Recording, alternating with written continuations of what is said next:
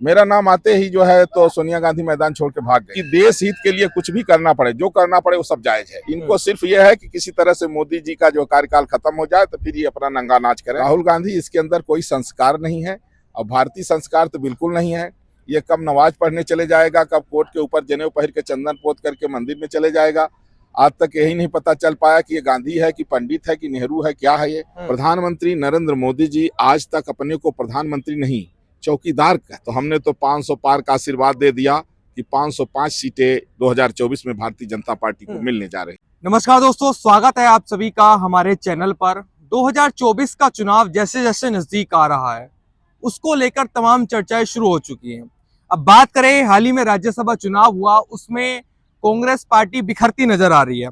लेकिन उत्तर प्रदेश में अभी जो अखिलेश यादव और राहुल गांधी का जो गठबंधन हुआ, वो क्या इस 2024 के चुनाव में उत्तर प्रदेश में कुछ कर पाएगा या नहीं। जगत गुरु परमहंस आचार्य जी मेरे साथ मौजूद हैं। स्वामी जी, आपका बहुत बहुत स्वागत है। जी, वंदे मातरम। क्या लगता है 2024 का जैसे चुनाव नजदीक आ रहा है, क्या उम्मीद नजर आती है इस बार संतों का आशीर्वाद किधर रहने वाला है? देखिए, जिधर राष्ट्रहित है संतों का आशीर्वाद उधर ही है जी। अब ये स्वाभाविक है कि जैसे इंडी गठबंधन जो बना, हाँ, तो देश उसमें जो है राष्ट्र विरोध और राम विरोध दोनों देखा गया। हाँ। उसके तमाम ऐसे सदस्य जो सनातन को जो है समाप्त करने की बात करने लग गए। उसी तरह से अभी जो कांग्रेस का सपा इत्यादि का जो गठबंधन हुआ है, ये फ्लॉप रहेगा। अब तो जो देश विरोधी हैं वो धीरे धीरे बिखर रहे हैं और देश प्रेमी जो है निखरते जा रहे हैं। हाँ। तो इस बार भाजपा और निखरेगी। इस बार जैसा लोग भारतीय जनता पार्टी के लोग कहते हैं कि 400 प्लस की जो है आंकड़ा है कि अब की बार 400 पार। 400 पार। हाँ। तो हमने तो 500 पार का आशीर्वाद दे दिया कि 505 सीटें 2024 में भारतीय जनता पार्टी को मिलने जा रही हैं। 505 क्यों मिलनी चाहिए, बताइए जरा। इसलिए मिलनी चाहिए जी कि अभी तक देखिए, जो भी लोग आए, कोई जातिवाद, कोई परिवारवाद, कोई तुष्टीकरण, यही उनकी जो है तो राजनीति रही है जी।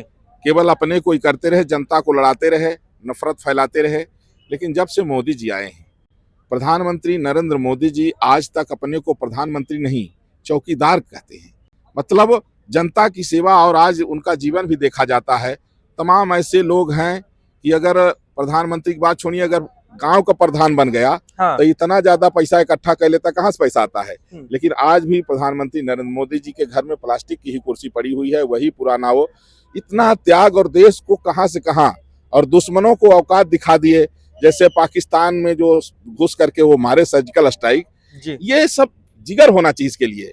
और जिस तरह से देश में दो संविधान था, लेकिन एक झटके में आर्टिकल 370 और 35A को हटा दिए। तो और तमाम, माने कहा जा सकता है कि सड़क से लेकर के संसद तक जितनी भी गंदगी थी सब साफ किए। और लगातार भारत स्वच्छता अभियान चल रहा है। तो वो चाहे गंदगी किसी भी तरह की हो, चाहे वो गुंडा माफिया हो, उनका भी सफाया हो रहा है। हाँ। बुलडोजर जहां चलाया जाना चाहिए वहां बुलडोजर भी चलाया जा रहा है। हाँ।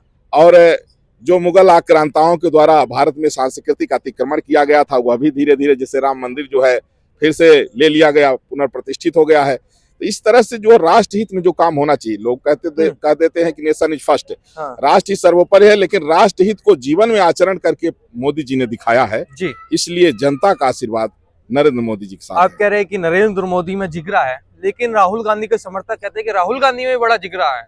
हाँ, राहुल गांधी में अगर जिगरा न होता, हाँ, तो ये 50 साल का बालक कुंवारा, हाँ, इतनी यात्रा कर रहा है, यात्रा पर यात्रा। मतलब कहते हैं ना कि जो जिगरा दो ही में होता है, या अच्छा काम करने वाले में या बुरा काम करने वाले में। तो ये राष्ट्र विरोधी जिगरा है इनका।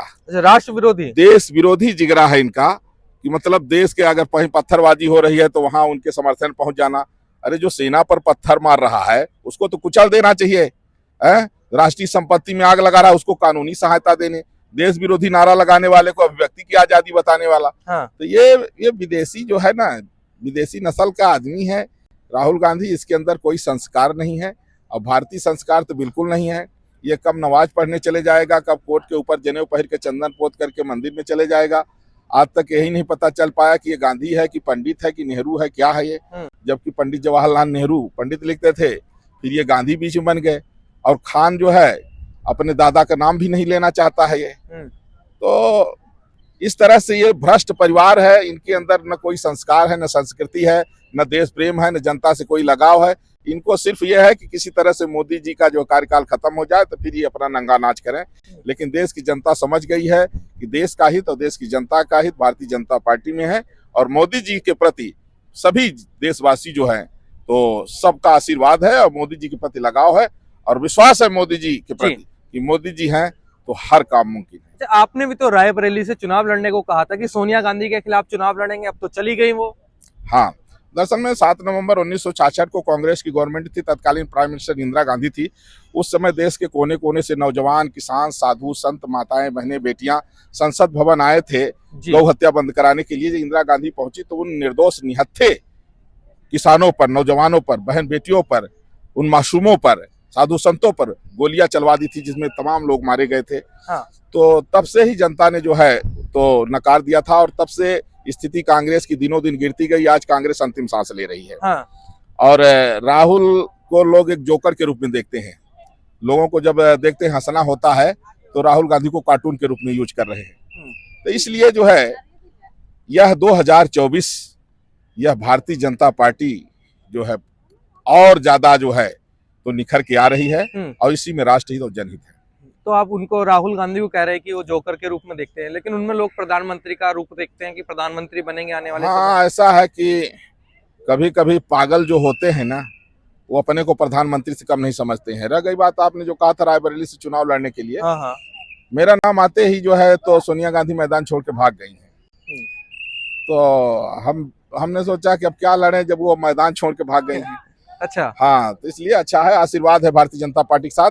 और देश हित जो अन्य पार्टियों को छोड़ करके भाजपा में आ रहे हैं उनको भी आशीर्वाद है, क्योंकि देश हित के लिए कुछ भी करना पड़े, जो करना पड़े वो सब जायज है। राष्ट्र हित में जो कुछ भी करना पड़े वो सब जायज है। तो इसलिए जो लोग अन्य पार्टियों को त्याग करके भारतीय जनता पार्टी में आ रहे हैं वो अच्छा काम कर रहे हैं। अच्छा काम कर रहे हैं, मतलब खुश हैं जो हो रहा है। अरे बहुत खुश हैं भाई। विभीषण जो है तो भाई का मोह त्याग करके राम जी के शरण में आ गया तो राज तिलक हो गया, उसका राजा बन गया। और रावण गलत रास्ते पर जा रहा था तो विनाश हो गया। तो उसी तरह से जितनी भी अन्य पार्टियां हैं जो तुष्टीकरण को बढ़ावा दे रही हैं, इनका परित्याग करके और राष्ट्रवाद की राजनीति करने वाली भारतीय जनता पार्टी के पाले में आइए और मोदी जी के कंधों से कंधा मिला करके और अपने देश को फिर से मजबूत बनाइए, विश्वगुरु बनाइए, जी। फिर से राम राज का परचम दुनिया में लहराइए। बहुत बहुत धन्यवाद। जय श्री राम।